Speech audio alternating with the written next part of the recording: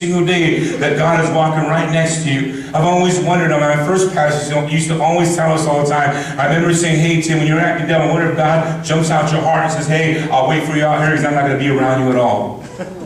I said, man, I always thought about that. I said, man, I wonder if I'm acting crazy, if Jesus says, you know what, I'm out of here, I'm gone, I'm leaving, and I'm not going to be around this mess at all. Do you ever think about that at all? You ever think as Christ lives in our heart, he just sits there and he's listening, oh man, this is cool. Or do you sit there like, man, this is ugly the way you're acting? And you have to think about God blesses obedience in our lives. They're literally going through issues, they're going through trials. At the same time, they notice that God's not helping them. At the same time, God begins to begin to open the curtains on them and says, listen, I see the way you act towards your marriage. I see the way you deal with your marriage, and you don't do it in a proper way. You take it for granted. You're doing all these things in your life. And God is saying, listen, I notice it. I notice how you treat one another. They're literally singing. They're worshiping God. They're in the house of God. But it feels like heaven is not there at all. It's like at their home is hell. They come to church and it's heaven. And God says, man, it's not fair at all. It's not right at all. And think about it, because God sees everything. And God's here to literally call them on the carpet. And listen to me, because I see so many couples struggling. I see so many couples fighting. I see so many couples, I'm talking about around everywhere I go. I see so many couples that are losing it. One out of every 2 marriages will fail. Last night I was talking to a man at 60 years old. He says, my wife wants to leave me. At 60 years old, there are more couples getting divorced at the age of 50 to 60 like never before. It's like a brand new phenomenon. It's weird. It's insane. You would think being married for 40 or 45 years, like, check this out, you ain't got it no more. Why are you going to sit there and try to act like you got something? That's the best thing that ever happened in your life. Why are you going to quit now? It's weird. It's off the wall. But you're seeing that more and more. I was talking to a guy the other day. He said, listen, I am not going to leave my wife. I'm going to stay. He told me to get out. I am not getting out at all. I said, brother, I would never get out. I would never get out. I ain't getting out at all. I am staying right here. It's my house, right? In the middle. I ain't leaving nowhere. I ain't going nowhere. I said, don't you dare get your hands dirty at all. You say, listen, baby, I love you, and I'm not leaving at all. I'm going to fight. I'm going to trust God, but I am not going to give it up. He's a 60-year-old guy. Another guy I talked to, he said, man, my wife wants to leave me, 55 years old. It's amazing, but you got to think about this. Listen, couples, I see many couples fighting, struggling, not getting blessed. Their families falling apart. They go to church and they wonder why, man, God, what's happening? This church thing ain't working at all. It's not the church thing, it's your thing. That's what's not happening, is you're not doing what God has called you to do. I was telling a guy this last week, I really believe that so many Christians' problems because they're disobedient. It's easy to come in the house of God and listen to a sermon and walk out and say, I still ain't going to do it at all. Most people's biggest problems in marriage is they just don't listen and they're disobedient to God. Most every Christian's problem is that you're disobedient. Learn to say, God, I'm going to be obedient to what you say in your word. That should settle it all the way. Now it's important today because I want you to understand that you don't try God, you serve God, you do God. Are you treating your wife as a daughter of God? Think about that. God is looking down and God says, I see, you're not treating my daughter right. The same thing, you got to look at like, listen, I got to treat my wife as a daughter of God. And that means that, listen, God is right there watching. Now, if God was really right there physically, you know you'd be like, yes, honey, anything you want, baby, right quick. But you don't realize He is there. That's right. He's in your heart. He's right there. It's the same thing, wives. You got to treat your husbands like a king, a child of a king. You got to treat your husband. You're going to say, what? What did you say? Oh, you wouldn't do that at all. But no, God, I love my husband. Wouldn't you? You wouldn't even treat them that way at all. When I counsel couples, I go, man, you're doing pretty good right here. You can talk pretty good. Well, can I say something, Pastor Tim? Honey, and I'm like, man, you can talk good. It's that you don't have respect when you're alone, though, at all. I tell people all the time, oh, this is the way I am. I go, you don't cuss in front of the judge. That's right. You don't cuss in front of the police officer. You don't hit your wife in front of a cop. Yes, officer. No, officer. Yes, sir, officer. Quick. We start learning manners right away.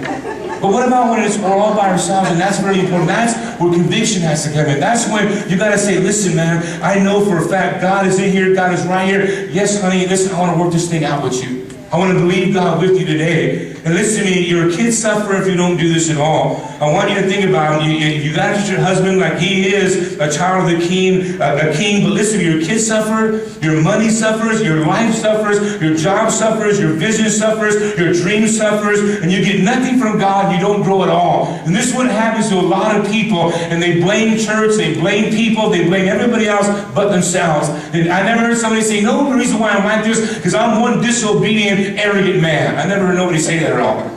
Never heard anybody say, you know why I'm like this, because you know why my marriage is failing? It's because of me. I think it's time that we as married couples say, listen, God, I'm not going to just pray for her. Help me, God, to deal with my marriage. Help me to deal with issues inside of my life, God.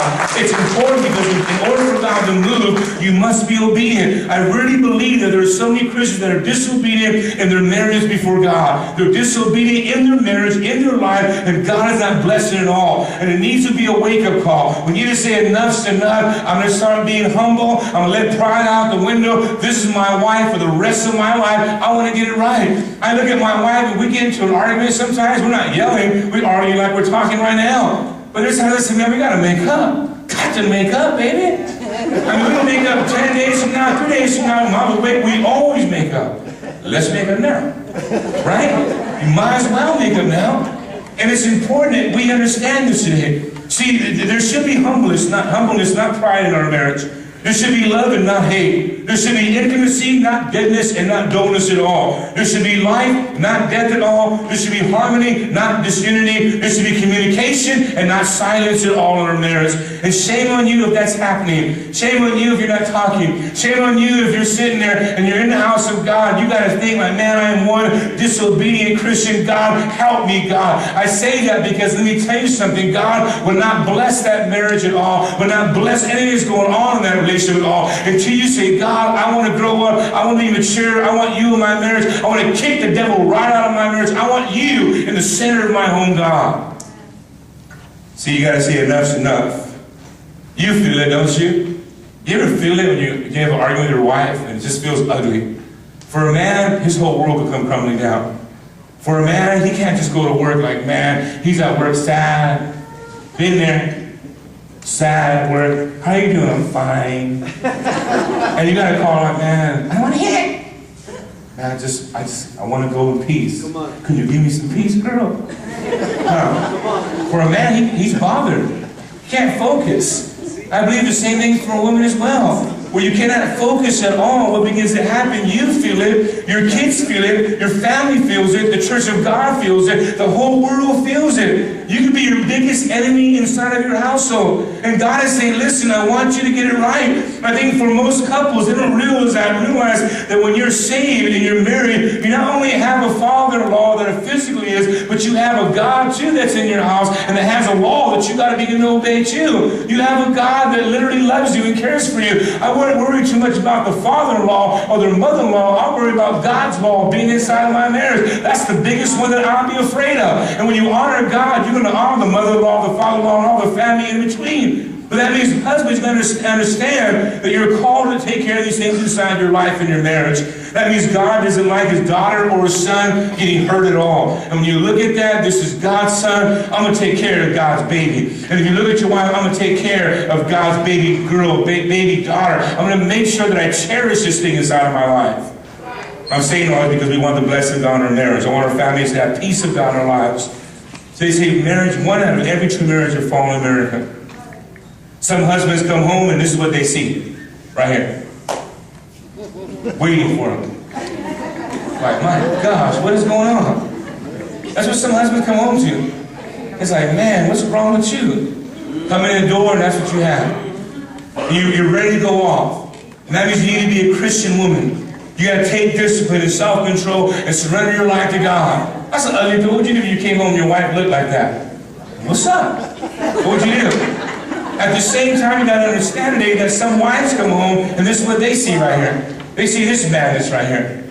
They see that. and it's ugly. It's not right at all. You got to understand, it would take you loving your wife as Christ also loved the church. And what I'm trying to say today is that God literally takes notice, and that means it should get our attention. It should make us say, listen, I don't want to kill myself. I don't want to mess up my marriage at all. I don't want to work so hard for my family. I come home and it's all messed up. I want whatever I do to work in my family. And for so many men, you work 9 hours, 10 hours, 12 hours a day, and they ain't get you nowhere. Has it gotten you anywhere? And it won't get you nowhere at all. Could it be, though, that God looks down and says, I don't like the way you treat your wife. I don't like the way you treat your husband, and that's why you are the way you are. Keep working to all